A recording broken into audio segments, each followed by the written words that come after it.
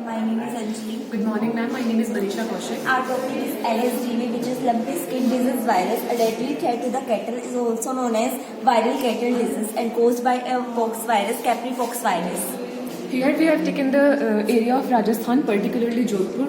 राजस्थान लेने के पीछे ये रीजन था कि जो टोटल केसेस इंडिया में रिपोर्ट हुए हैं 20 लाख हैं, बट अगर हम पर्टिकुलरली राजस्थान में देखें तो there are total 13 lakh cases. अगर मैम गुजरात से हम नॉर्मली ट्रांसपोर्ट दिखा रहे हैं यहाँ पे राजस्थान में और हरियाणा से दिखा रहे हैं राजस्थान से. ये नॉर्मली ट्रांसपोर्ट है before the knowing of the lumpy virus. ये नॉर्मल ट्रांसपोर्ट दिखाया है, बट जैसे जैसे राजस्थान में ये वायरस फैला वैसे वैसे कार्कासेस ऑफ काउस को उन्होंने डंप किया, जिसकी वजह से आज ये वायरस पूरे वर्ल्ड वाइड में सेपरेट है. वो हमने एरिया दिखाया है मैम.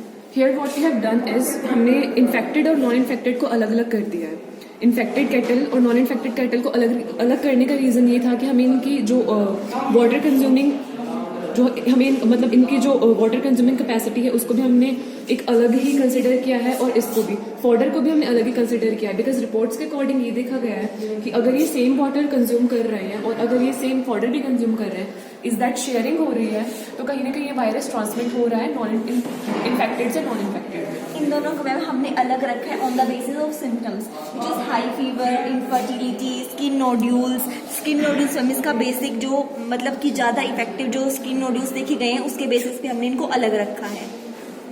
फिर मैम हमने यहाँ पे ट्रीटमेंट एरिया दिखाया है. इंडिया ने खुद डिस्कवर किया कोलैबोरेट करके ICR के साथ में, विच इज़ एक वैक्सीन है जो कि क्योंकि इसका ट्रीटमेंट जो नहीं है, इसका जो मोस्ट इफेक्टिव टूल है वो वैक्सीनेशन है, which is lumpy pro vaccine. And एक अदर वैक्सीन है आइवर वैक्सीन जो इनहिबिट करती है वायरस के मूवमेंट को, अटैचमेंट को, पेनिट्रेशन को.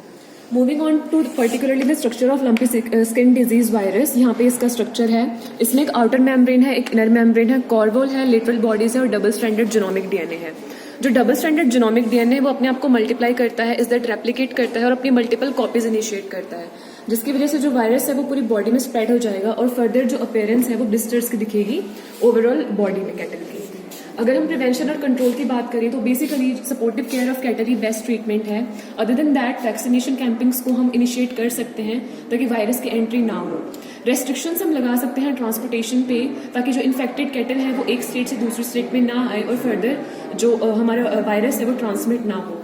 और मैम अदर एक गवर्नमेंट ने वैक्सीनेटिंग की है, रिंग वैक्सीनेटिंग मेथड निकाला है जिसमें 5 किलोमीटर तक हम काउस को वैक्सीनेट कर देंगे और वहाँ के एरिया को अच्छे से कवर करेंगे ताकि वो वेक्टर के थ्रू स्प्रेड ना हो virus. That's all about our model. Thank you so much. Thank you.